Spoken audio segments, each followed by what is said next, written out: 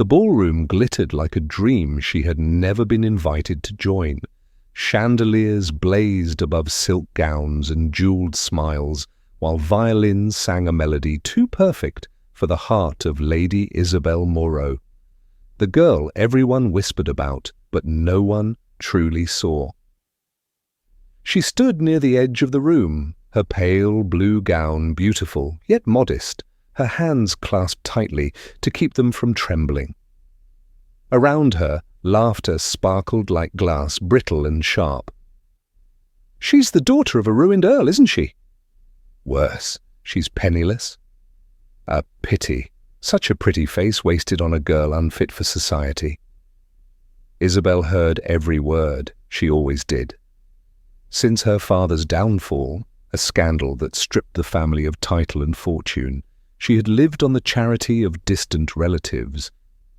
Invitations to balls came not from admiration but obligation. The ton tolerated her presence because pity was easier than cruelty, though the two often looked the same. And tonight the cruelty was especially well dressed. At the centre of the ballroom stood Lady Charlotte Fairborn, the belle of the season, whose beauty and wealth commanded every gaze. Her laughter rang out like silver bells, charming to some, cutting to others. And it was she who turned to her circle and whispered just loudly enough for Isabel to hear. If only she'd accept that some people simply aren't made to be loved. The laughter that followed stung worse than any slap. Isabel's vision blurred, but she refused to cry. Crying would only prove them right. She slipped out onto the terrace, breathing in the cold night air. The stars above were faint, their light swallowed by the grand house's glow. She leaned against the marble railing, pressing a trembling hand to her chest. "Unworthy of love," she murmured. "Perhaps they're right." But even as she said it, a small, defiant part of her heart rebelled. She had spent her life hearing that phrase, from society, from her guardians, even from the mirror when she dared to dream. Yet something deep within her refused to die. A quiet flame that whispered, "You are more than what they see." "Is the night sky not dazzling enough to hold your attention, my lady?" The voice startled her, deep, steady and smooth as velvet. She turned and froze. Standing a few feet away was Damien Hawthorne, the Duke of Ravenshire, the most desired man in England. Tall, impeccably dressed, his dark hair glinting in the candlelight from the ballroom, he was the kind of man who could silence a room simply by entering it. And he was smiling at her. "My lord," she stammered, dipping into a curtsy, "I beg your pardon, I did not expect to find anyone escaping the noise," he finished lightly. "Nor did I. But here you are, defying expectations." Her brows furrowed. "I fear I am often told I do that, though not in a flattering sense." He tilted his head, studying her. "Then perhaps it's time someone disagreed." She blinked, unsure whether he was teasing her. "You should return to your admirers, Your Grace. They'll miss you." He smiled faintly. "Let them." She hesitated, torn between disbelief and curiosity. "Do you often abandon the attention of the ton to speak with women they call unworthy?" The question was bold, too bold, but something about his gaze made her reckless. "No," he said softly. "Only when they seem far too aware of their own supposed flaws." For a heartbeat, neither spoke. The sounds of the ballroom faded behind them, leaving only the soft rustle of the garden breeze. Isabel looked away, her voice barely above a whisper. "You shouldn't waste kindness on me, my lord. It will only invite gossip." "Then let them gossip," he replied simply. When she looked back at him, something in his expression stole her breath. Not pity, not amusement, but recognition, as if he saw in her the same loneliness that lived within himself. He extended his hand slightly, not to touch, but to gesture toward the gardens. "Walk with me, Lady Isabel. Let them whisper whatever they please. I find the night is much kinder than people." For the first time that evening, she smiled, faintly, shyly. "You are a strange man, Your Grace." "I've been called worse," he said with a grin. And as she stepped beside him, leaving behind the ballroom's cruel laughter, neither of them knew that this walk, quiet, unplanned, defiant, would begin to unravel everything they thought they knew about love, worth, and the heart's stubborn refusal to obey reason. Because the world called her unworthy, but to him she was the only one who had ever seemed real. The following morning, Lady Isabel awoke to find her name spreading across drawing rooms and parlours like spilled ink. The whispers began in the Wycliffe ballroom, but by sunrise had found their way into every teacup conversation from Mayfair to Grosvenor Square. "The Duke of Ravenshire spoke to her for nearly an hour." "Impossible. He never pays attention to anyone without fortune or title." "Perhaps he pities her. After all, even great men have charitable moods." Pity. That word again, a curse wrapped in politeness. But Damien Hawthorne did not pity easily, nor did he care for the ton's obsession with appearances. He had long since grown weary of being the most desired duke. The constant parade of suitors, each armed with false laughter and strategic tears, had taught him to see sincerity as the rarest of jewels. And that night on the terrace he had seen sincerity in the eyes of Lady Isabel Moreau. Something fragile, fierce, and utterly unpretentious. When he encountered her again 2 days later at Lady Harcourt's garden party, she looked as startled to see him as she had that first night. "Your Grace," she said quickly, curtsying, "surely you have more agreeable company to keep." "I might," he replied, "but they bore me endlessly." Her lips twitched, a reluctant smile forming. "And you think I won't?"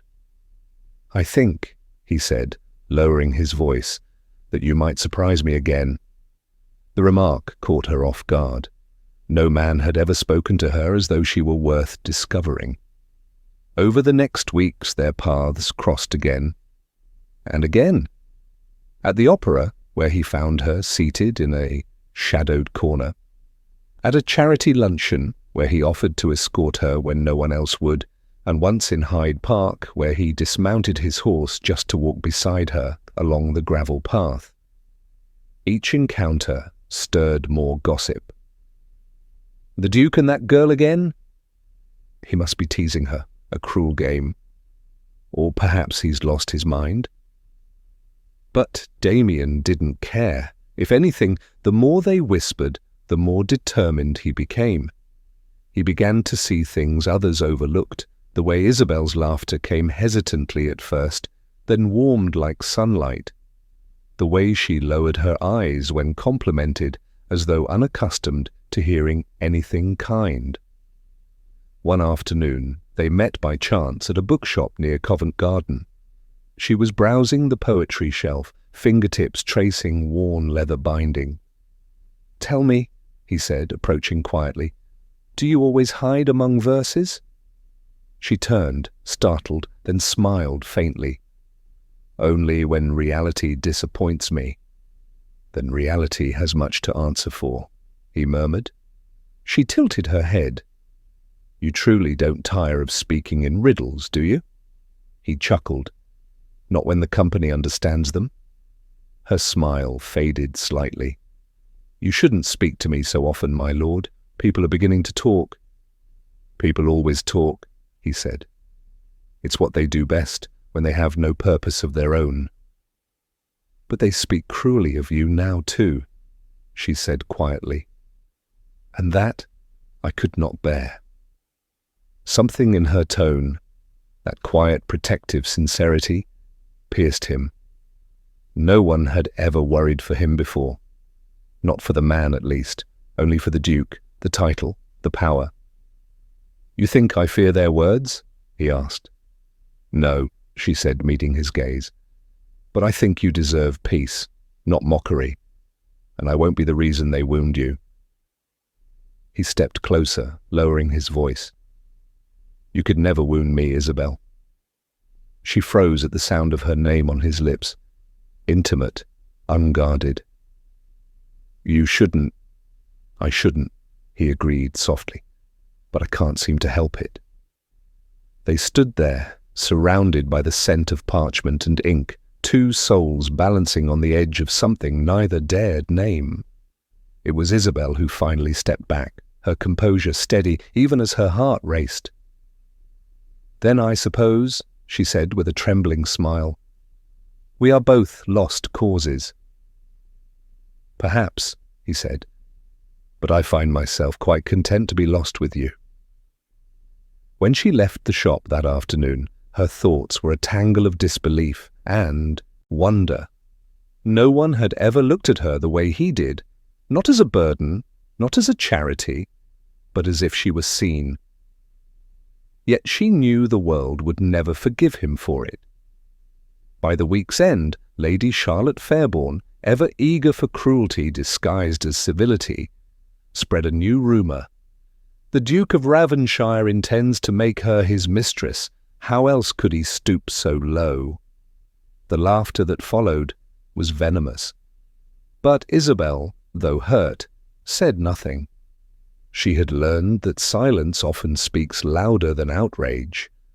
Still that night, alone by her window, she wondered how long kindness could survive in a world that worshipped cruelty.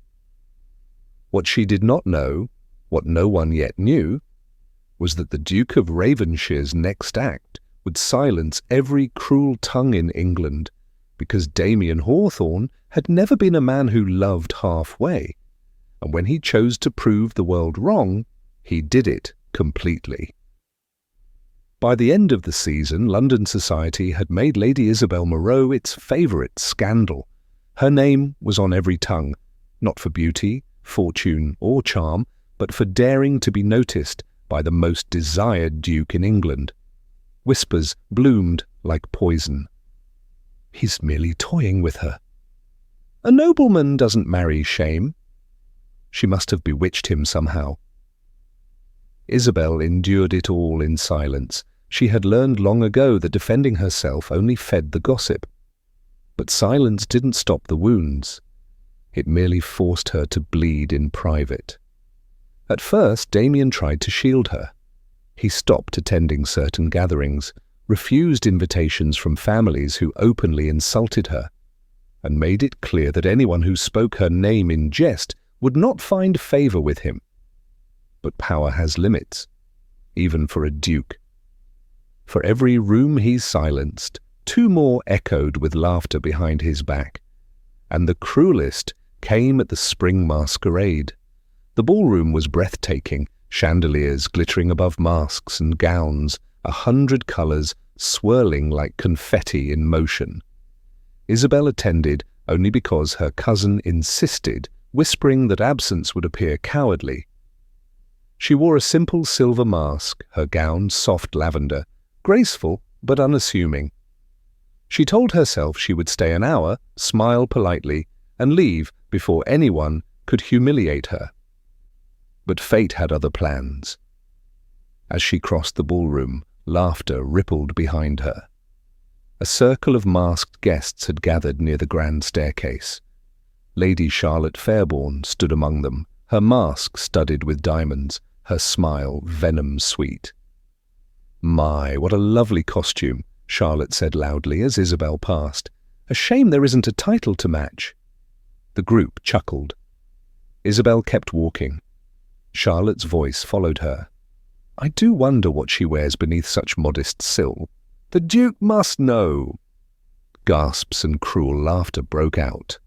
The sting of the words was sharp, but what hurt more was the sound of people enjoying her humiliation.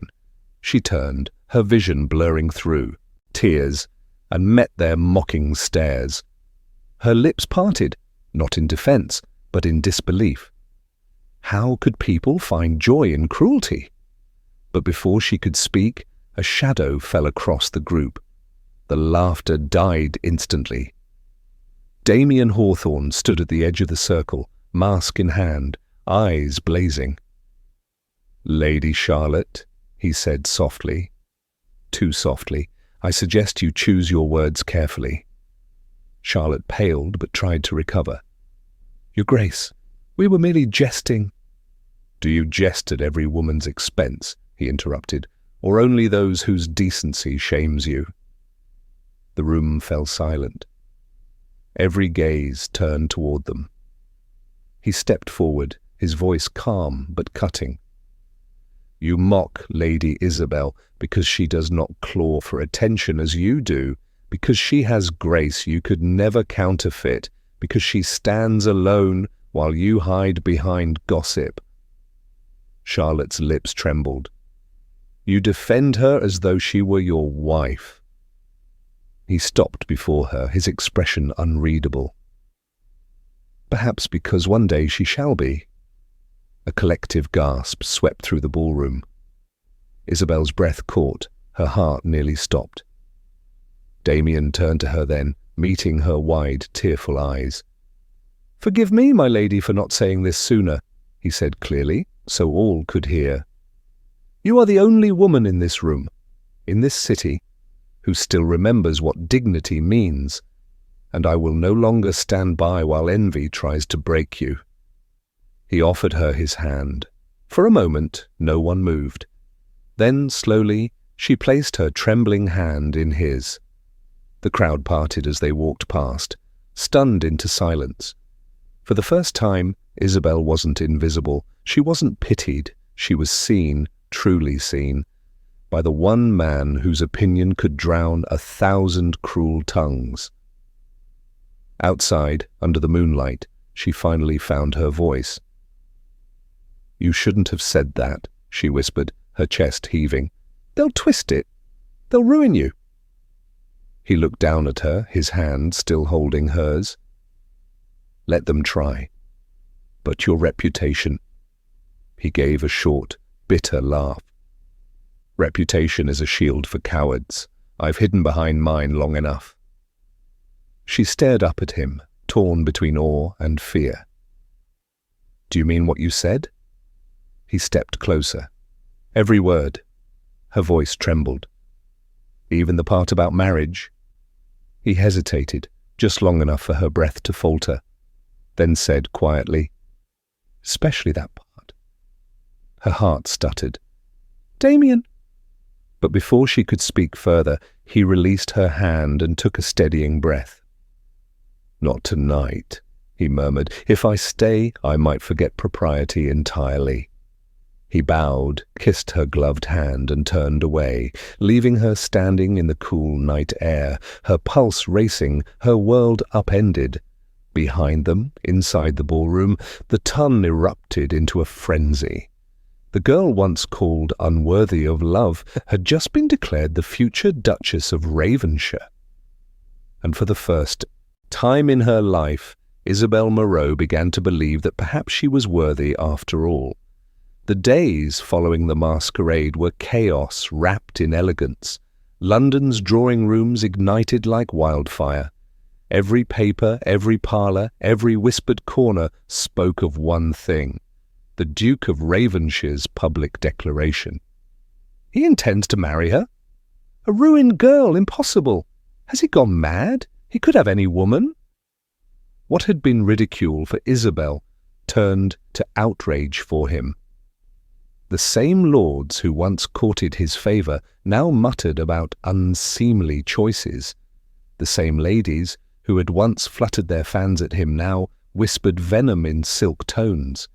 Invitations were quietly withdrawn, alliances frayed, and at the centre of the storm stood Isabel Moreau, trembling behind composure she barely managed to hold.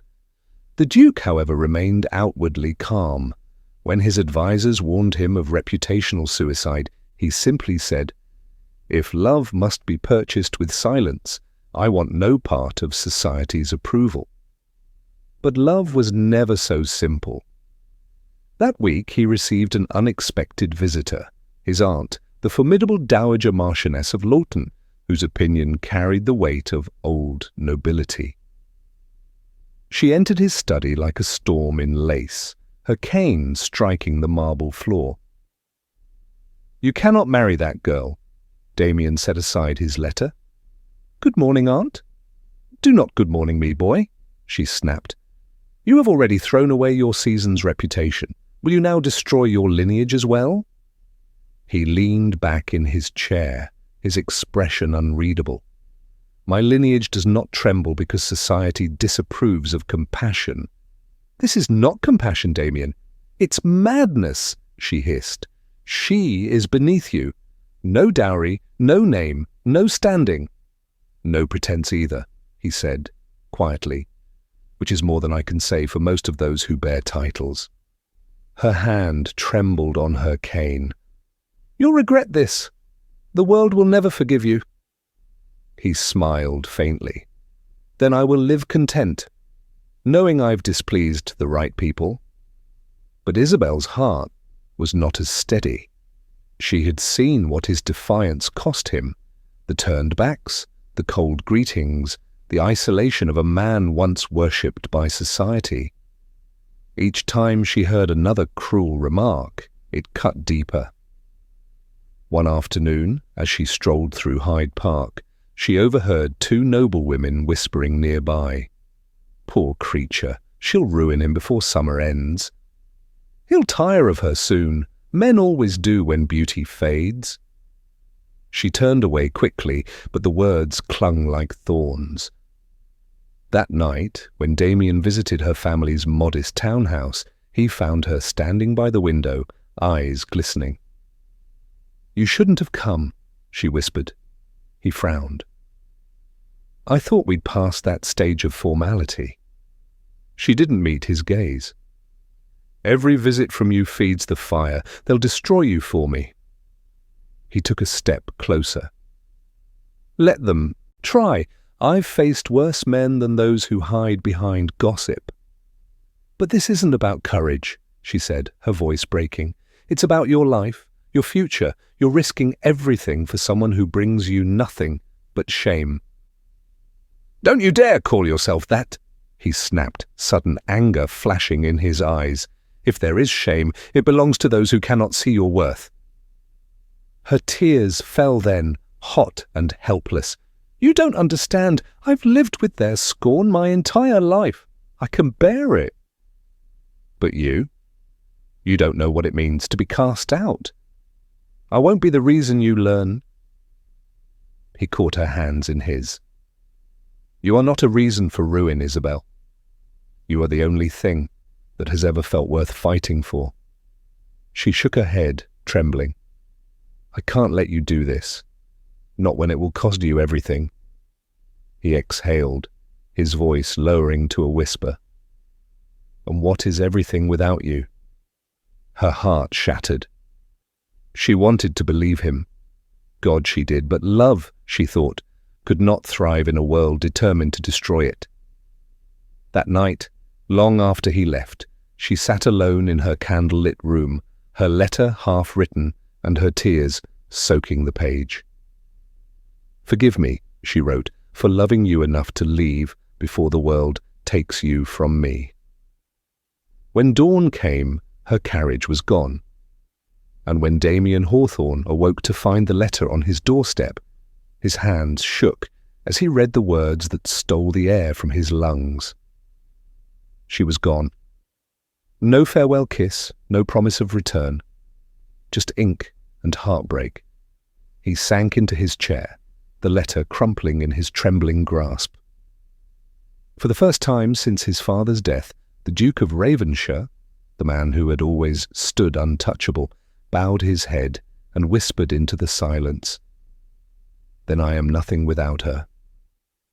For weeks the Duke of Ravenshire searched for her, across counties, towns, and all the quiet corners of the countryside where gossip hadn't yet found her name. Each morning began with letters to his agents. Each night ended with silence and regret. London society whispered about his sudden absence. "He's chasing a woman who doesn't want him," They laughed. How humiliating for a duke. He ignored them all. He had once thought power could move mountains, that his title could protect her, that his name could erase every cruel word spoken about her. But now, without her, all his power felt hollow. His halls echoed with emptiness, his days stretched into loneliness. Even his aunt's cutting remarks lost their sting. Nothing mattered anymore, not reputation, not pride, not society's scorn, because the only person who ever saw him as more than a title had vanished. It was on a rain-soaked evening, nearly a month later, when his carriage stopped before a quiet manor on the edge of Yorkshire. The property belonged to an old family friend, Lord Pembroke, whose letters had mentioned a young woman of grace and sorrow, staying as a companion to his wife. Damien's heart pounded. When the butler opened the door, the Duke's voice shook slightly. "Tell Lady Pembroke, an old friend wishes to call." Inside, the air was warm and scented with lavender. He removed his gloves slowly, scanning the drawing room. Then, there she was, Isabel. Standing by the window in a pale blue gown, her hair loose over her shoulders, her face thinner than before but still breathtaking. When she turned and saw him, the teacup slipped from her hand and shattered against the floor. Neither spoke for a moment. The sound of rain filled the silence. Finally she whispered, "You shouldn't have come." He stepped closer, his voice low. "And yet, here I am." Her eyes filled with tears. "You don't understand." "No," he interrupted softly. "I understand everything. I read your letter 100 times. I memorized every word of your leaving. You thought you were protecting me. You were wrong." She shook her head. "You've been humiliated because of me. I couldn't bear—" "You think humiliation frightens me?" he said, voice rough. "I've lived my whole life surrounded by people who only respected my title. For once I met someone who saw me, not the Duke. And you call that shame?" Her breath caught. "Damien!" "I have spent weeks chasing ghosts," he continued, stepping closer. "Every night I heard your voice in the wind, asking me to let you go. But I can't. I won't." Her eyes glistened. "You shouldn't have to fight for me." "Then tell me to stop," he said quietly. "Look me in the eye and tell me you don't love me." The words trembled in the air between them. She tried to speak, but her lips trembled and her voice broke. "I can't," she whispered. He reached her in 2 strides and took her hands in his.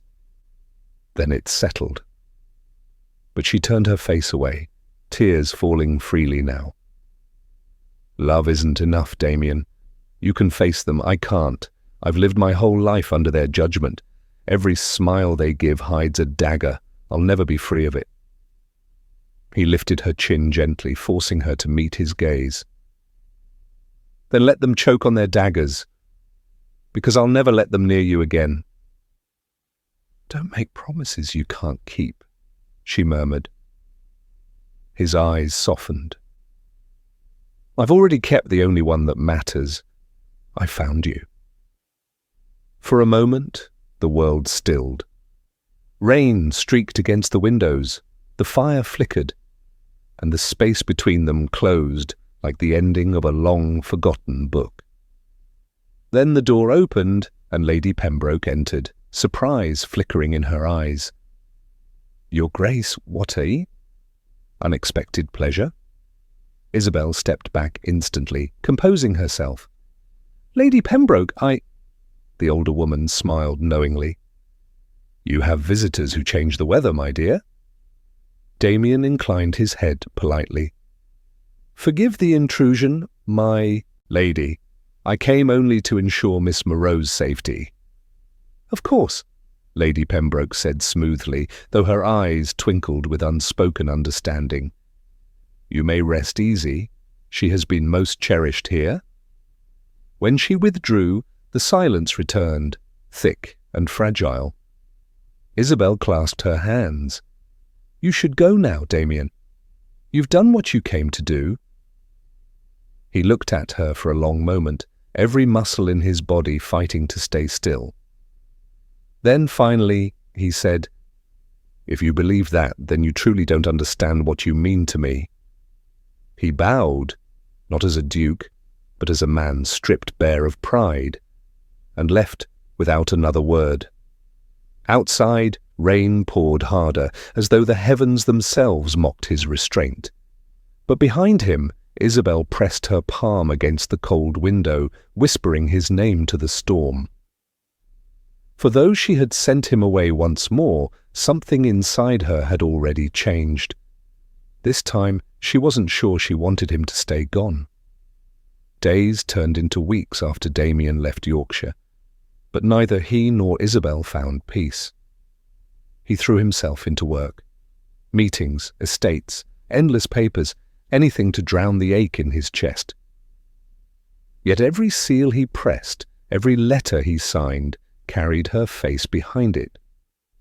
In London, the whispers hadn't faded. The Ton buzzed with anticipation for the Duke's next appearance, speculating whether he had come to his senses or sunk further into disgrace. When news spread that he would attend the summer assembly at Grosvenor Hall, curiosity turned into a frenzy. Every lord, lady, and opportunist planned to attend, eager to see if the proud Duke of Ravenshire would appear alone. He did not. When the grand doors opened that evening, gasps rippled through the hall. The Duke entered first, tall, composed, radiating quiet power, and beside him walked Isabel Moreau. She wore a gown of deep emerald silk that glimmered beneath the chandeliers, her hair coiled elegantly, a single diamond pin at her throat, a gift she had once refused, now worn with pride. The murmur spread like wildfire. "He's brought her? Impossible. Does he mean to shame himself entirely?" But if the Duke heard the whispers, he gave no sign. His arm remained steady beneath her hand. His stride was deliberate, unhurried, every step a declaration. Isabel's heart pounded painfully. She wanted to flee, to disappear, but his quiet strength anchored her. As they reached the center of the ballroom, the orchestra faltered, uncertain. Silence swept the hall. Then, with calm defiance, Damien turned to her and bowed deeply. "Lady Isabel," he said, in a voice that carried across the room, "would you grant me this dance?" The words struck like thunder. The crowd gasped. No duke, no man of such rank, had ever publicly offered his first dance to a woman outside noble standing. Every eye fixed on them, every breath seemed to hold. Isabel's fingers trembled in his grasp. "Damien, they'll never forgive this." He smiled faintly. "Then I shall never forgive them." The orchestra hesitated, then began to play, and just like that, they moved together. The waltz began softly, a swirl of silk and candlelight. Her heart raced as his hand rested gently at her back, guiding her effortlessly through the crowd. The same lords and ladies who had once laughed at her now stood frozen, powerless. He leaned close enough for only her to hear. "Let them see, Isabel, let them see what love truly looks like." Tears burned behind her eyes. "You'll destroy your name?" "Then I'll build a new one with yours beside it." Around them, whispers broke into full scandal. Fans snapped open, gentlemen muttered into their collars, but the Duke danced on, his gaze never leaving hers. When the music ended, the ballroom erupted, a chaos of disbelief, fury, and shock. Lady Charlotte Fairborn, flushed and trembling, stepped forward with venom on her tongue. "Have you lost your mind, Your Grace? Do you mean to make a mockery of the peerage?" Damien turned to her slowly, his expression carved in ice. I mean to make a mockery of cruelty, my lady. I've grown tired of watching wolves wear silk. Gasps rippled again. You defend her now, but soon you'll see what she is, Charlotte sneered. A fortune hunter, a scandal, a... Enough. The Duke's voice cut like a blade. He stepped forward, his presence commanding absolute silence. If anyone here believes Lady Isabel is unworthy, let them speak, Bedwit. But know this, the next person who dares will answer to me directly. No one moved. He turned slightly, addressing the stunned crowd. I have loved this woman openly. She has endured every cruelty without complaint. You call her unworthy, but I call her extraordinary. And if society cannot stomach that, then it is society that is unworthy, not her. The hall trembled with the weight of his words. Then he turned back to Isabel, his expression softening. I swore I would never let pride rule me again. I broke that vow once. I won't do it twice. Her breath hitched. Damien. I told myself I could live without love, he said quietly. But the truth, Isabel, is that I can't live without you. Tears glistened in her eyes as he sank, to the shock of all, to one knee. The entire ballroom froze. Gasps filled the air. No duke had ever knelt in such humility before a woman of no rank. Marry me, he said simply. Not for title, not for scandal, but because you are the only person who's ever seen the man behind the mask. Her hands flew to her mouth, trembling. Damien, Say yes, he whispered, and let them watch the world they built crumble. Her tears spilled freely now. The hall seemed to vanish around them. Only his eyes, his voice, his trembling breath existed. Yes, she whispered, her voice breaking. Yes, Damien! A collective murmur swept through the crowd. Some gasped, others smiled faintly. But the Duke of Ravenshire rose, took her hands and kissed them with reverence before the eyes of all. And in that single act, the proudest man in England kneeling before the woman the world had called unworthy. The room witnessed something greater than scandal. They witnessed redemption. It had been nearly a year since the night the Duke knelt before Isabel Moreau. A night London would never forget. The scandal had burned hot for months, but like all fires, it eventually consumed itself. The whispers faded, the outrage turned to fascination, and fascination soon became reluctant admiration. Because against all odds, the union that society had mocked became its quiet triumph. The Duchess of Ravenshire, once the woman everyone had called unworthy, now walked the halls of Ravenshire Manor with grace that even her harshest critics could not deny. Servants adored her, villagers spoke her name with warmth, and charities across England thrived under her hand. She had become a symbol, not of scandal, but of quiet strength, a woman who turned shame into purpose. Every morning she stood at the terrace overlooking the misty fields, a soft shawl wrapped around her shoulders, her gaze serene. The garden she once feared to enter as a guest now bloomed under her care. Damien often found her there, lost in thought, the sunrise painting gold across her face. He would slip his arms around her from behind and whisper, "Still dreaming, my love," and she would smile softly. "Only remembering." He kissed her temple. "Then let me remind you, the world can say what it will. You were never unworthy." In truth, time had not erased every wound. There were still those who refused to visit, still letters unsigned by friends who had once crowded their halls. But none of it mattered anymore. The Duke and Duchess had built something stronger than reputation. They had built peace. One autumn afternoon, they hosted a grand gathering for the nearby village families. Children laughed through the orchards, musicians played under lanterns, and laughter, genuine, unrestrained laughter, filled the air.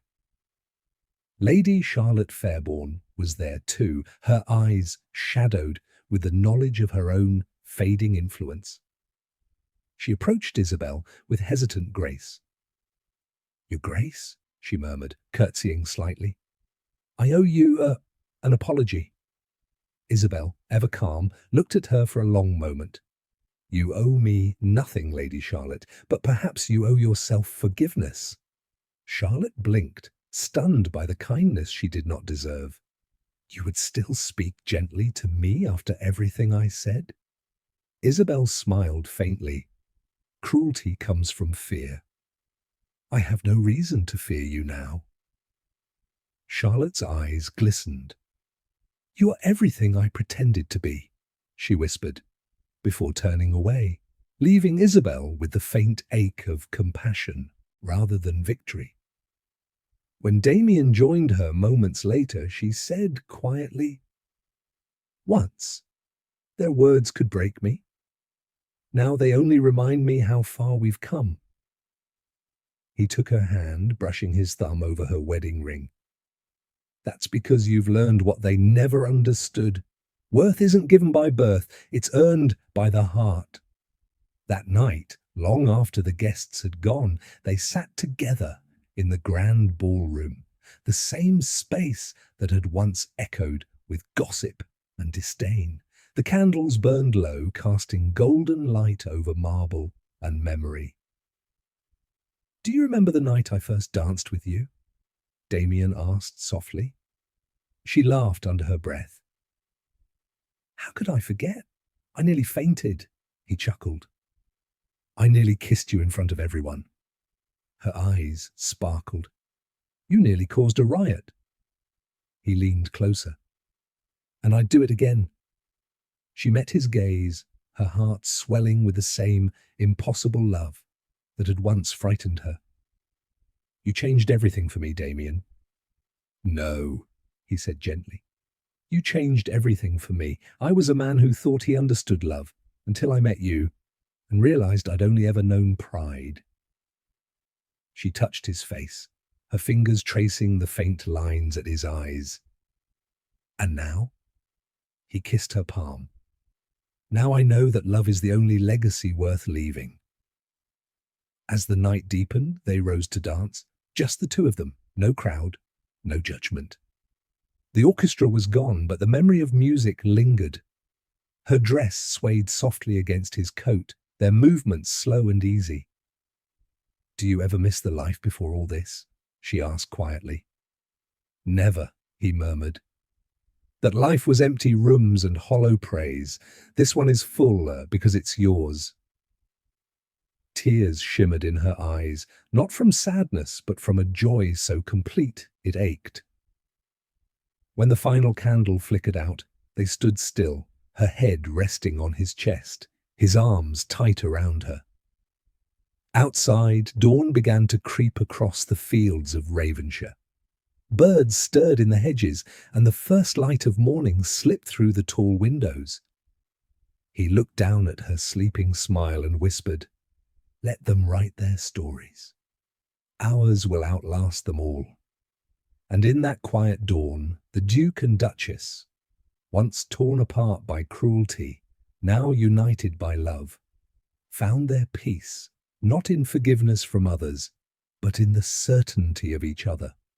Because in the end, the girl they called unworthy of love had become the woman every heart envied. And the Duke who once scorned emotion had become her most loyal believer.